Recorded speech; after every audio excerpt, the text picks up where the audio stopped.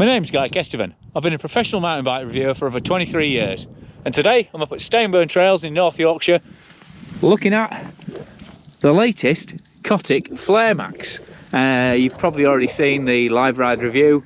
Well, hopefully you have. I'd suggest you watch that first to get a bit of a taste of the action that's going on. And because it's freezing today, I'm going to go through the details pretty quick.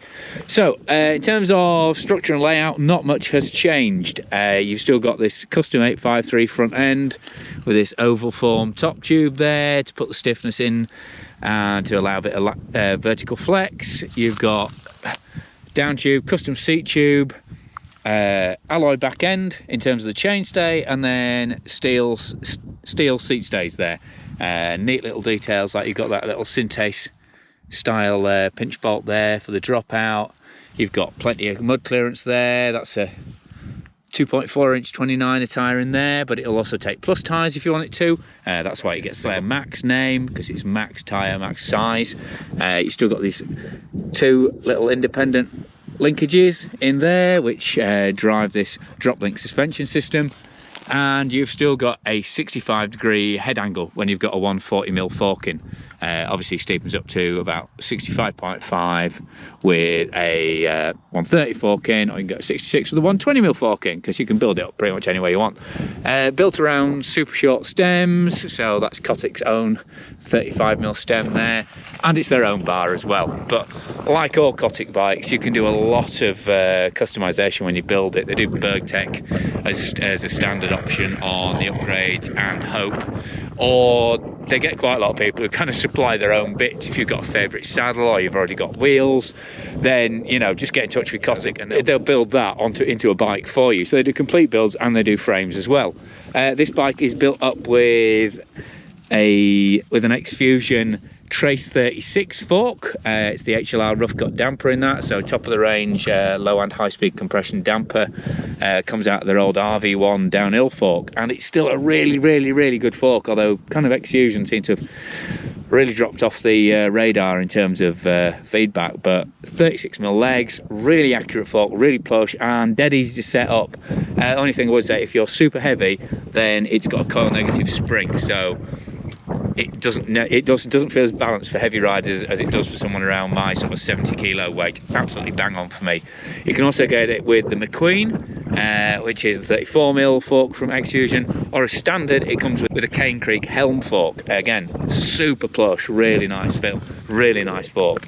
And that matches the Cane Creek double barrel inline shock that you've got at the rear, which again, high and low speed compression, rebound damping, and you've got this climb switch as well, which adds compression, low speed compression and low speed rebound when you're going up climbs. So it just basically just mutes the whole shock feel down, makes it feel a bit better damped and a bit grippier.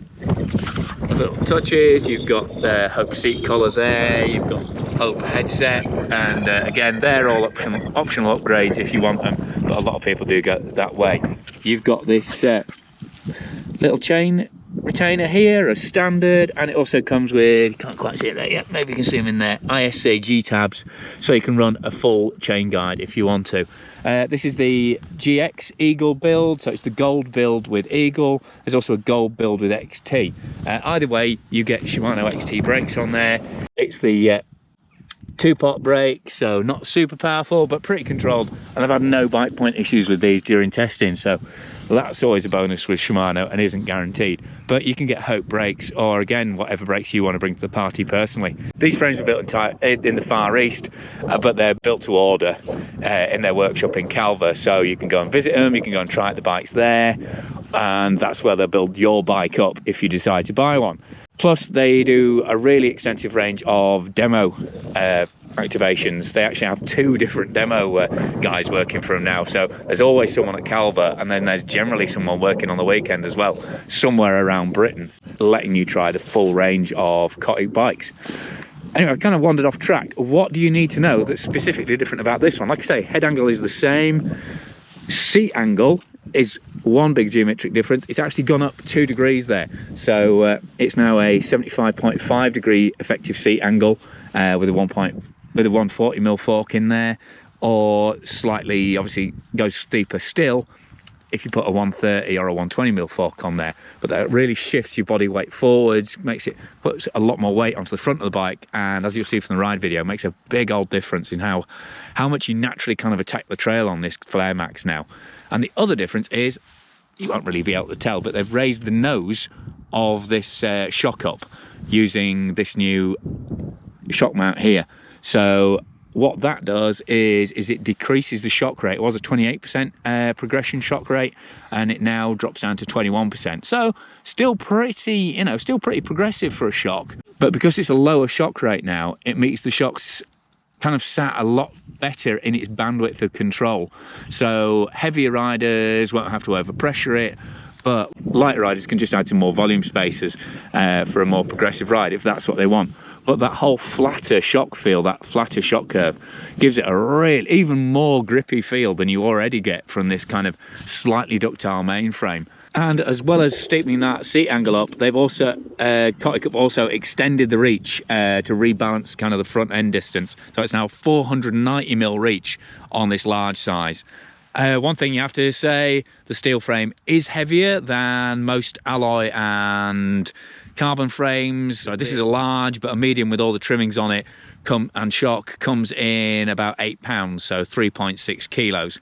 And your most sort of top-end carbon bikes are around the 3 kilo mark, and carbon alloy hybrids are normally sort of 3.2, 3.3, 3.4. So it's not a massive difference, especially when you consider you do get a completely different ride feel from this Cotic bike, and the prices, prices are relatively keen, certainly compared to top-end carbon bikes. But with the big 36 fork on the front, with relatively sturdy rear tyre and a sturdy wheel pack, complete bike weight comes in at 15.6 kilos without pedals, which is a pretty sturdy vehicle for 130mm.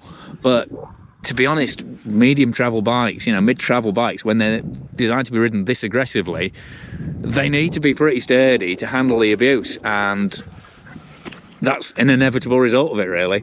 None of the bikes I've tested recently are that light. I have to say, I've been really, really impressed with the changes on this bike. I didn't think I like the Cotic FlareMax already, but with this flatter shock rate, it just it centers you more in the kind of sweet spot of how the shock functions, and that's exactly what the geometry does as well. The whole bike kind of just moves you a little bit forwards.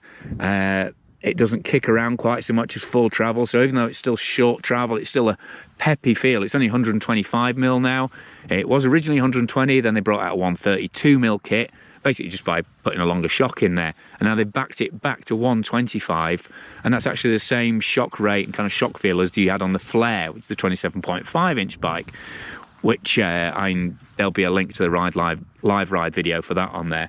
But this definitely, the combination of 29er wheels, shorter travel, but there's still this great kind of progressive geometry, and the steel kind of slightly sinuous but still stiff enough front end feel, and then a surprisingly powerful kind of muscular back end. There's very little wheel flex going on, and even with the shock fully open, it's a very positive feel through the pedals. It's a little bit, I'd say it's a little bit rubbery in terms of feel, the shock. That's kind of the characteristic of a Crane Creek damper, but it really, really works well in context of this frame. Other detailing, all the cable routing is external, just clips onto the top tube here, and that makes it easy to service. Threaded bottom bracket, as you'd hope for a bike designed in the UK. And the other thing you can choose between is either these Hope Fortis 26 wheels, or you can go for Hunt Trail Wide or Enduro Wide wheels, all for the same price. So a pick of really good, durable, either kind of super tough Hope wheels or lighter Hunt wheels, or kind of a balance with the Hunt Wide Enduros, which give you that bigger tyre footprint. And you can also go for the Hope 35mm Tech Enduro rim if you want the super wide there. In terms of other details, you've got WTB tyres. They're the new generation of WTB tyres, which I'm really, really getting on with super well. Got this really aggressive, toothy tread. It loves to be leant over, this bike, and this tyre really enjoys being leant over as well, so that's a really great combination. It's the high grip light carcass on the front with Tritech triple compound on there, and then on the rear you've got the tough fast rolling carcass. So That's a tougher, sort of heavier duty tyre, but with a harder compound, so it takes the hits that the rear shock can't suck out, but it rolls fast. You do need to kind of take that into account with the traction sometimes, especially as your body weights move forward. It does slip a little bit more easily than the older slacker bike, and obviously it slips a little bit more easily than if you had a soft compound tyre on there. But again, that's something that Cotic can build into your finished custom bike, and considering they're such a small manufacturer, actually complete bike value is really, really good. And one curiosity that remains is the bottle cage bosses are there, so the bottle kind of sits underneath the mainframe at this point, which, you know, looks a little odd, but I tried it on the FlareMax and it actually works really, really well. So from a practical point of view, no complaints there. And again, from a practical point of view, all these bearing housings are bolted, so it's easy to unclamp the linkages and swap bearings if you need to. Although they use top spec bearings as standard, so the whole bike is really set up for just enjoying as many miles as you can get out of it. So there you go, there's the tech talk round on this one, and relatively quick for me because it's ruddy freezing up here, which is why I'm wearing what my kids refer to as my tit tape jacket.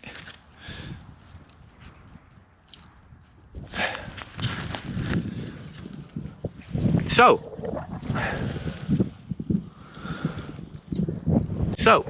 that's the static tech talk around done. Hit me up in the comments if I've missed anything obvious, or you've got any more questions.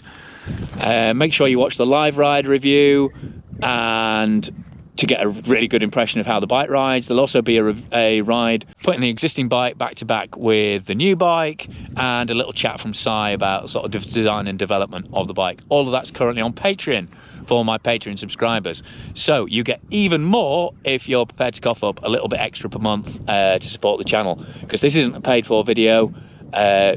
It's actually funded by my Patreon supporters, and I'm going to try and do more and more of those. So thanks for watching, thanks for subscribing, thanks for, you know, sharing these videos.